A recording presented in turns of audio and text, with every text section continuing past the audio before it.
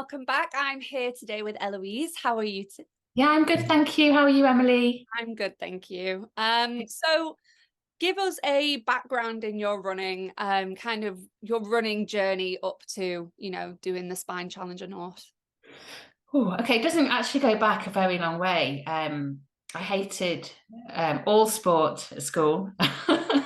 Hated PE. I used to forge a note in my mum's writing quite regularly. Hope she never gets to see this podcast. Yeah, it just wasn't my thing at all. I remember we used to walk a lot as kids. We had dogs. We lived in a small village, and the local shop was sort of 3-4 mile loose. So we were very active, but didn't like sport. I think my mum used to drag me around the village for jogging my teens, but it all stopped there, to be honest. And then maybe 10, 11 years ago, how should I put this? I managed to stop some pretty unhealthy habits, if you like, and I took up running. And I think perhaps my personality immediately took over and I was running most days, but only very short distances, just around the local streets. Got a bit of a bug for it, ran a half and a full marathon, I think, in the first couple of years. And then got pregnant with my eldest. And I did run through my pregnancy and then I went on to have another child. And running was still a thing, but it wasn't a focus. I was a young mum working. And then I don't want this to be too long and boring. My eldest started running with some of the school mums. And I remember one of the school mums saying, "Oh, you'd be really good at triathlon." Now, looking back, I've no idea what that was based on. I'd not ridden a bike since a child. I'd not really swam much apart from on holiday, like a holiday breaststroke. But for some reason, I thought it was a brilliant idea. Bought a road bike, went to the local triathlon coaching club and said, "Hi, I want to do an Ironman next year, as you do. Can't swim, can't ride a bike. Will you help me?" So they palmed me off on a very unlucky coach who took me on, and we did a few sprint triathlons. Got quite strong on the bike, but the swimming didn't really happen. So I was doing okay, despite being last out of the water a lot of the time. But it was just a struggle, and I'd put quite a lot of effort in. And as part of that coaching, I did dabble in a couple of ultras. And I remember I'd done an ultra and I'd loved it. And it was, I'd signed up to, I think, Ironman UK and Wales in 2019 as this huge goal. And I swam the distance, but I wasn't quick. But I was confident enough I could complete the Ironman. And I remember it was the start of 2019, and my coach, had done all this running and the ultras, and my coach had put in, as you would expect, a lot of cycling in the plan. There were huge bike rides on a Sunday. I remember looking at it and just thinking, I don't want to do this. My heart's not in it. I just want to run. And it felt like a huge decision because I'd invested quite a bit in triathlon, and it's not cheap, as you can imagine. All the bits and pieces and the swimming, I had invested quite heavily. But I made a decision to pause triathlon and go and do some ultra running. So I signed up with Damien Hall. Sorry, Damien. That's put with me ever since. And shortly after, we went into the first lockdown, and it really kind of reinforced my decision, I guess, because the local triathlon coached athletes were then all on Zwift inside, because it was the right thing to do, time to get strong on the bike. But I was able to run outdoors, and that really meant a lot to me. So it started from there, really, the more serious running with the plan 2019. My initial goal was to do Spartathlon. I'd just seen lots of videos. I was really, really excited about it. Was more the finish, and it's just such a spectacular finish. I had this vision of the children being there. And I just really set some quite lofty goals, I think. I had no idea. There was a 100-mile time to get in the ballot, which I think I achieved on my first 100-miler. And then I had this like silly idea to try and go for the auto qualifier to secure my spot. So I had a go at that on the track in Gloucester. I've lost the timeline a little bit. And I hit the number I needed on the nose. Wasn't prepared to run a metre more, despite everyone shouting at me that I could carry on. I said, "No, I'm done." So I had that auto qualifier, and as part of that, and you've probably heard similar stories actually. I think I was listening to an interview you did with Sophie Power, and it's quite a similar story. As part of that, we realised that we'd got a qualifier to run on the GB team. So that was very much focused last year. So I ran in the Europeans in Verona last year, which was a phenomenal experience. Along the way, I'm not quite sure again how it happened. I ran the Summer Spines in 2021. Can't quite remember how the jigsaw fit together. Loved that. So was really enjoy all kinds of running, trails, hills. I did love the track. I have gone off it a little bit, I won't lie, but I do quite a mixture. And then I'd had a really good run with Damien, to be honest, and everything was going well. And more importantly, I just love running, and I've never been really too fussed about races. I don't do lots. But yeah, it was just all for the love of running, if you like. And then I had a couple of DNFs this year, which really knocked me. I DNF'd the winter spine in January due to illness, but you still beat yourself up about it. And were there other things that were at play?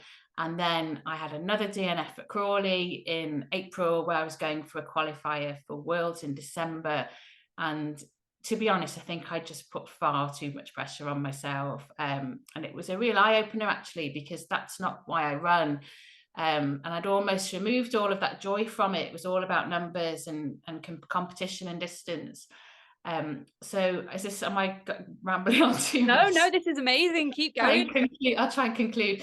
So I really fancy doing one of the spine events. I love the spine events. I loved my summer experience. It's such an adventure. It's completely different to 24-hour track running. So despite what happened early in the year, I was quite tempted by a summer spine event. But because I'd had these 2 DNFs, I'd lost confidence a bit. I did have my eye on the Spine North. It was a new race. It was a great distance, 160 miles. It sounds ridiculous. I felt it was quite a good distance for me. It's a distance I still felt that I could run. I think once you get to the 270 miles of the full Pennine Way, the likelihood is there's going to be quite a bit of hiking too, or certainly for me. So I love the distance. I much prefer that northern part of the Pennine Way anyway. My favourite bit of the summer race was Great Shinafel, which is where the north starts. So there were lots of reasons. It meant less time off work than doing the full race, less time away from the kids, which is all stuff that we have to factor in. And a much smaller field, so I felt the pressure was perhaps off a little bit. And I don't want to make myself sound even more odd, but I'm very much a solo runner, and I knew the smaller field meant I'd be more likely to running on my own, which is what I was craving, really. I just wanted some adventure and really just to run for the love of it, because I felt I've lost that a little bit this year with the way things have been. And yeah, it really delivered. It was absolutely brilliant. It did feel short when I finished. I did feel a little bit, should I have done the full race? But I'm really happy with that I went for that race. It was honestly a brilliant experience overall. Amazing. And it really lifted me up a bit. As I say, it was a bit of a bumpy start. And yeah, it's really kind of lifted my spirits a bit. It's really good. Yeah. Wholesome running. Yeah, got back to the roots a little bit. I love that. It was, yeah, absolutely. Yeah. I love that. So do you want to tell me a bit kind of about your experience of the Spine Challenger North? As you said, it's quite a new race. Just kind of, were there any low moments kind of halfway through? Were you feeling kind of your body, was it kind of getting a bit niggly at moments? Or was it kind of like, when I spoke to Josh Wade, he said that he just felt, amazing all the way through the UTS. So kind of, was it kind of a nice balance of both? It was absolutely not amazing all the way through, even though I look back now and say it was the best thing I ever did. It had lots of challenges, as you'd expect. So the first night I actually suffered with really bad stomach issues, which I've never had before. And, I quite like troubleshooting anyway. I work in IT. It's kind of what I do. And to be honest, I think because the race started at 6 p.m, I'd not perhaps planned my pre-race food very well because we were traveling. And I will confess, we stopped at Marks and Spencer's at services, and I think I ate 3 hot cross buns because I'd not really factored in tea because it was just a funny time to start. So I did struggle with my tummy all the way through the night. Nothing serious, but these things start to bug you after a while, don't they? Yeah. So there's a lesson learnt there, just to perhaps plan a little bit better for that. I should know Just better. in the back of your mind, isn't it, when you kind of like in the middle of nowhere and your stomach starts hurting? Yeah, it just wasn't very pleasant. It was torrential rain at the start. I'm not sure if you saw the video. It's not what we'd expected, because I think we'd had a really hot few weeks leading up to the race, and I love running in the heat. So I did have to swap out some kit at the last minute because the forecast did look quite wet. But anyway, we headed up Shenafel. I was quite happy. It was mostly on my own. A few of the guys caught up with me at a kind of a rocky section called Cowd, which I am a bit fumbly around, to be honest, and they passed me, which I was quite happy with. It was very early days. I think the real challenge throughout was it was quite wet, certainly on the first and the third night when I was out, but it was still warm. So you're always told, put your waterproof on as soon as it gets wet, but equally you were just melting in the waterproof. So that was difficult, actually. But I was in good spirits. I ran a bit of the first night with a guy called Sam, which is nice to have company, I think, on the first night. And everything went quite well. We had a little bit of a nav issue on the moor after the pub, which I think I probably did in the race in the summer. It's just a bit confusing. But yeah, all good. Didn't hang around too much at the checkpoint, but because it was quite wet, I remember I did need to do a full change of clothes, for that was the right thing to do. Which I'm sure it was. So challenges. So I think probably where it all went a little bit wrong for me, but perhaps made it more fun. So I was tired. I'm not great with sleep deprivation, despite having had two children. They are a little bit older now, so perhaps I've we got over that part. So I think what I loved about the races, in my head, I'd kind of broken it down into 4 sections. It felt quite logical, and there were 3 checkpoints, and in my head, roughly 12 hours per section. I was a little bit over that, but it still was a really nice framework to work to, actually. So in theory, I'd arrive at a checkpoint in the morning and then in the evening, and it was quite nice just to plan around that. So during the day, so the day after we'd ran through the first night, I was struggling a bit on and off, having missed a night's sleep, but it didn't feel quite as bad as the race started later. Actually, despite my tummy issues, I quite liked the 6 p.m. start. Actually, I thought it was quite nice going straight into that first night. But anyway, I was quite keen to sleep at checkpoint 2. And I decided I needed 90 minutes. I was very excited about it. It was reasonably efficient, perhaps could have done a little bit better. And I set my alarm, quite quickly fell asleep. The alarm woke me up, or at least I thought it did. So as I was leaving the checkpoint, I said, "Oh, how long have I been?" And he said, "An hour 50. And I thought, doesn't sound very long. With 90 minutes sleep, that's only 20 minutes, of checkpoint time. And I think there's a lot to sort out. I'd eaten perhaps twice. It didn't seem quite right. Anyway, I left the checkpoint, and I'd been running for perhaps 20 minutes, and then my alarm went off. So I hadn't had 90 minutes. I've no idea what woke me. Perhaps I'd set an alarm on my watch to eat, so perhaps it had been that. Maybe you'd got maybe an hour instead of the 90 minutes. I think I probably had about 40 minutes. Wow. I paid for that quite badly that evening. So I had quite a nice day. I'd been on my own a lot. Just trying to think of the timing. I think, yeah, I had been on my own, done some of the quite nice bits though. So I'd done like hike up near Crossfell. I was a bit of a zombie going up there, and it got quite warm coming off there. But yeah, that wasn't ideal. I don't think it was quite enough for me, not at this stage anyway. So the second night, I'd been on my own quite a bit. I'd had some really funny encounters with people. Have you heard about Rasta Ralph before? No. That likes to film people for his YouTube channels. I'd had a little encounter with him, who sat amongst his chickens. It all starts to get a little bit surreal, having had little sleep. I've been on my own a lot. And eventually I was caught up by a couple of guys, just as it was getting into the evening, which is perfect timing for me, because selfishly I quite like being on my own in the day, and then a bit of company at night is always quite welcome if it's there. So I ran on and off on Patrion's Wall on the second night with a chap called Guy. He was great company too. He's quite a local lad actually, so we had a few bits in common to chat about. But I was falling asleep on my feet, literally. I was really struggling. And I knew I was holding him back. And he was a real gentleman. He kept saying, I'm not going to leave you. I kept saying, you go, I'm holding you back, because he'd be waiting for me at the top of some of the climbs. And I'm sure they've added 5 extra hills on Hadrian's Wall. It just never ended.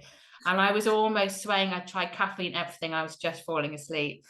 But Guy kept saying, no, I can't leave you. All it means is I'll be a little bit slower, but I just felt a bit uncomfortable with it. And it got to the point where I just thought, I can't carry on. I need to have 5 minutes sleep. So I suggested it to him. I don't know, it was, deep into the night at this point. And I guess I kind of hoped he'd say, yeah, let's have a sleep. He said, no, I'll crack on. And I kind of knew it was his way of escaping in a polite way. But he left, and suddenly I got a bit spooked. Didn't really want to sleep for 5 minutes on the wall. I could see torches coming. So I decided just to keep moving. I don't know if it was a great idea, but I kept bumbling along in my sleepy haze for what felt like quite a while. And I remember I'd gone through, there's a forest before Lady Hill, I'm not sure what it's called. And it was all really wet. And I remember it got to the point where I got to a stile. It's ridiculous, really. I think it was getting light. I set my phone alarm for 3 minutes, put the phone on my knee, had my head in my hands and slept for 3 whole minutes. I'm not sure what thought process was happening to decide that 3 minutes was the optimum sleep time. It actually really sorted me out. And then the sun rose. It was a beautiful sunrise, and I just cracked on then to the next checkpoint, probably not at any particular spectacular pace. So I've gone off a little bit, they've gone off a tangent there, but really, yeah, the sleep, I would say I messed up a little bit. Perhaps didn't have enough. I had stomach issues, which I think I perhaps could, it's a lesson learned for next time. I had some hydration issues on the last night too, which perhaps I won't go into too much, but did mean I had to keep stopping for the loo quite a bit. So I've been looking into that. It wasn't so much of a problem, it was just quite irritating. I was going to the loo quite a lot, which is just obviously adding time, particularly when you want to get to the finish. So those were the major challenges, but it really was such an adventure. The last night was really misty, which made the navigation quite tricky. But yeah, it was just brilliant. So yeah, definitely some challenges. It wasn't all fun. I had quite a few interesting hallucinations, which made it yeah. But not in a scary way, just in a way you'd expect, really. Nothing.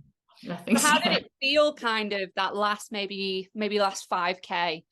Did you know that you were kind of first female at that point, or were you just... I know for quite a while, and it's a lovely place to be. I'm not hugely competitive. I guess I am competitive in certain ways, but I'm not really a racer. It's not something I don't think I've quite got the mindset for sometimes, as proven in other things I've done in the last 12 months. So I knew I'd got a big lead, but in my head, I still thought, well, I could fall asleep and wake up on Friday. Nothing's guaranteed. So in my head, from quite early on, I thought it'd be really nice to just stay in the top 10. So that was my goal. I knew there was a couple of guys quite a fair bit behind me, and Guy was a fair bit in front. And every time I get to a checkpoint, I'd be told, Guy thinks you're going to catch him, but I knew I wasn't. And I was quite happy with that.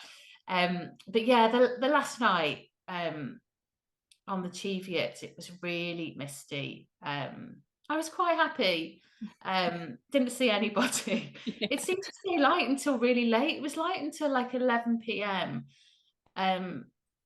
It was really hard to get the clothing right. So I remember at one point, I probably shouldn't even say this, I was wearing my waterproof and I was so hot, but I was so sick of taking my pack on and off. I just tucked my t-shirt right up into my sports bra. So I was sporting this really good look over the Cheviot. When you descend into Hut 2, which I'd really messed up in the summer when I'd done it a couple of years ago, but it was thick fog, so the descent just went on forever and ever, and I couldn't see Hut 2 until I was standing right next to it. So that was quite strange. And then the last climb is the Shill. That was a real challenge in the mist. I couldn't find the path. I know I wasn't on the path. I had to get my phone out with OS maps. You've got such a small field of vision in the dark in the mist with a head torch. It's almost useless. So that there was a little bit of a navigation issue there. And then, the last 5K, sorry, I've not answered the question again.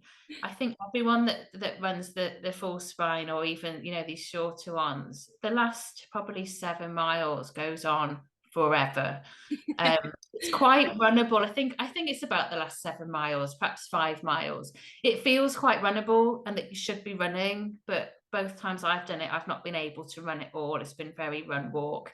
And it just feels tortuously slow because you're on suddenly what is quite a runnable section. It's probably 2 or 3 miles of road, isn't there, before the pub, a couple of miles at least. Yeah. So you just think you're going to be moved, and you keep looking at your watch thinking this could take another couple of hours at this pace. So those last few miles were a bit soul destroying. Feet were an issue. I hate being. I was about to ask that then.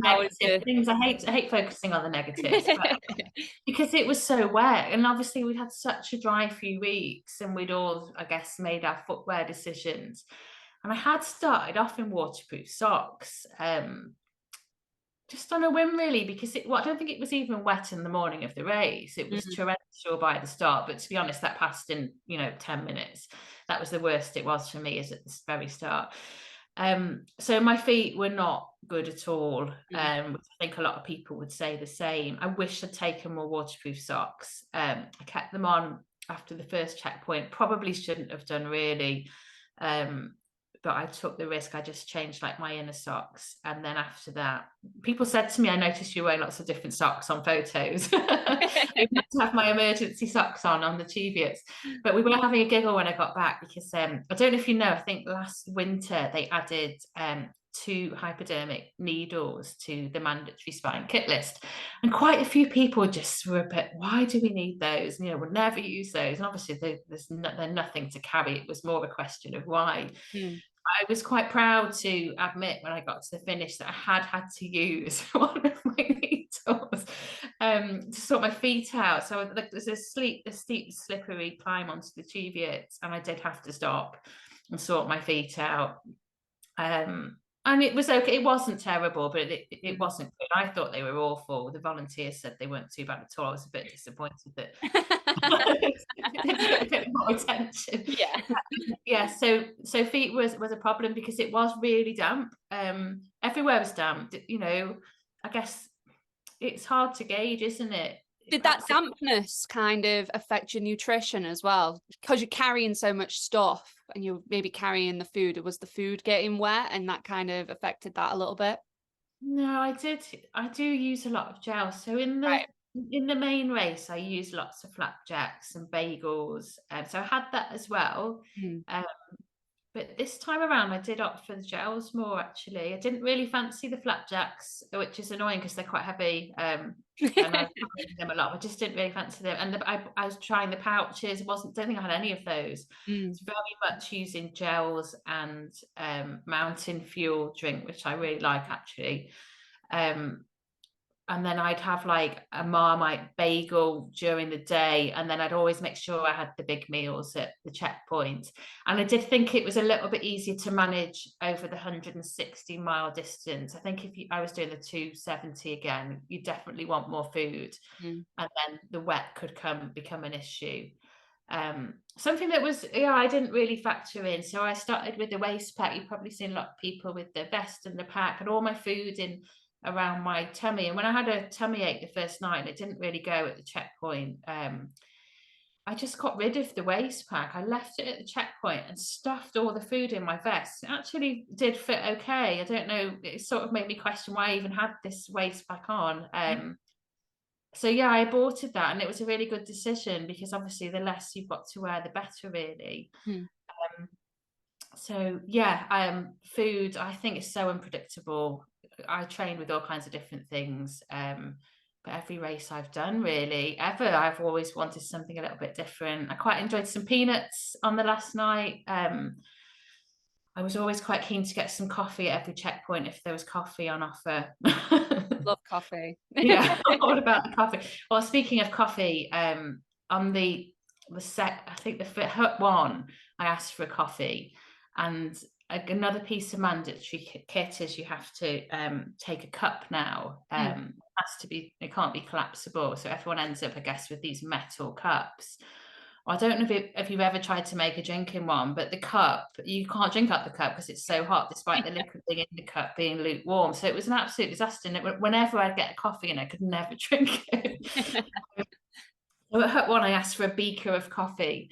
And the guy, the volunteer, he went out of his way to help me, but they'd not made any coffee. He got his jet boil out, and he hadn't got a spoon, and he held this like plastic beaker and this tin of like the fine instant coffee in a tin, and he was pouring this tin into this cup. So I think I had like a slice of coffee in this Tupperware cup. I can honestly say it was the strongest coffee I'd ever had in my life, and I'm the 3 cafetières in the morning kind of girl. Yeah, it was a strong coffee, so I think that played a little bit of havoc actually towards the end. But it's all fun. So yeah, that was the strongest coffee I'd ever had in my life, but I'm still very grateful for it. Yeah.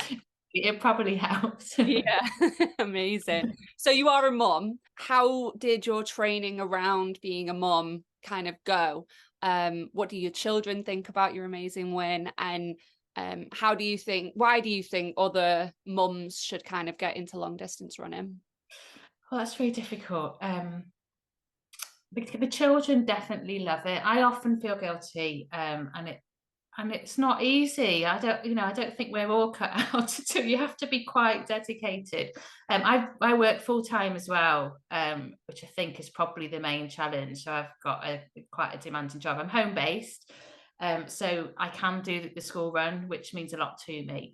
But in terms of training, I don't do anything. I've been following a similar schedule for perhaps the last 3 years.